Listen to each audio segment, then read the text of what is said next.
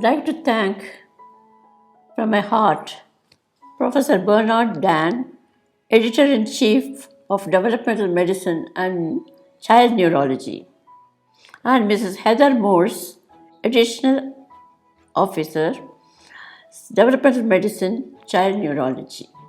In your experiences, the children of various special needs and their families, what were the most striking challenges you have faced? The striking challenges are very many, and trying to take out the barriers in order to achieve our goals in the support of early child developmental intervention services. And the most striking challenges in the present situation in the country, given the size and the poverty of the affected population, I think, and this population is at risk definitely, and we need to approach them and convince them that is the first step. Then our models of Spastic Society of Karnataka has enhanced positive outlook in our services to a great extent.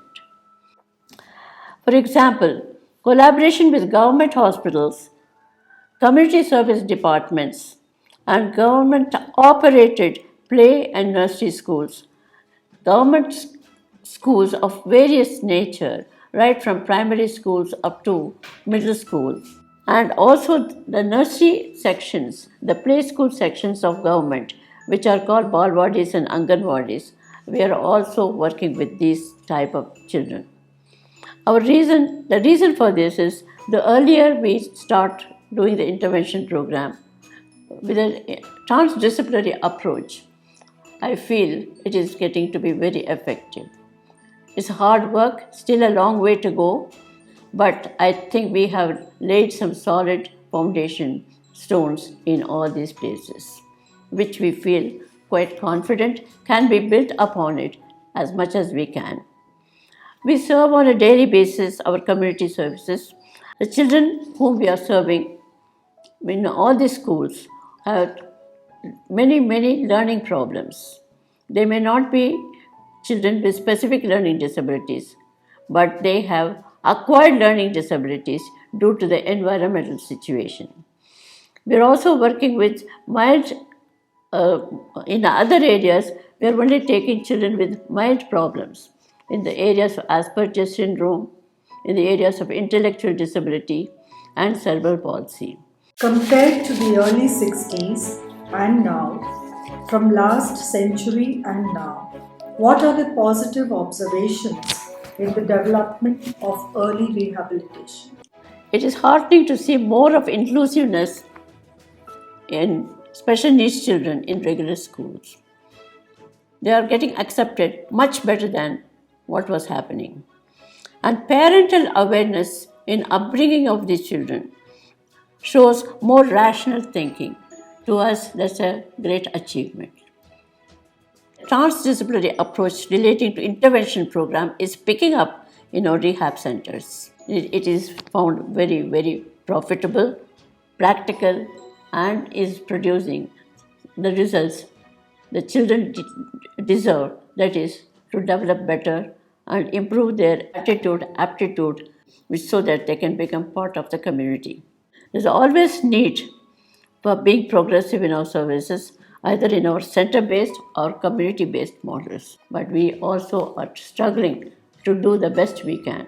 How do you meet the challenges in establishing services for special needs children in distant communities? There is no doubt we need to strengthen our services. We have many constraints. One of them is financial, the other is manpower. We are trying very hard to strengthen our existing community services, that is, medical, social work services, governmental facilities, and other supporting advocacy, financial support, enhancing the professional skills, etc. These are all the areas we are trying very hard to enhance the thinking, which can be converted into actions, and this is our major challenge. We find, in spite of all the restrictions, problems, barriers, but still there is a vast improvement in educators caregivers, rehabilitation professionals, and support staff. More awareness programs are needed. In urban settings, what are the challenges for establishing rehabilitation services? I think this is something I'm sure your professional group would agree. Is we need more highly specialized clinical services in the area of early rehabilitation. We also need more programs in prevention of disabilities. I insist on this. I emphasize on this. I think we are not doing enough. This has been done right from birth. We need to improve those services. And parent education, teacher education, nursing. Nursing is a very important thing. We feel we do need more of interventional training programs for these nurses. And of course, the responsibility, it is a mammoth responsibility if you really look at it. And we are trying to handle as much as we can. And let me be very honest, we, with many other institutions with similar ideology, is on the path of creating supportive services to a vulnerable group. In other words, we are not competing with each other. We are trying to work with each other and learn from each other in increasing our community services to the best possible extent.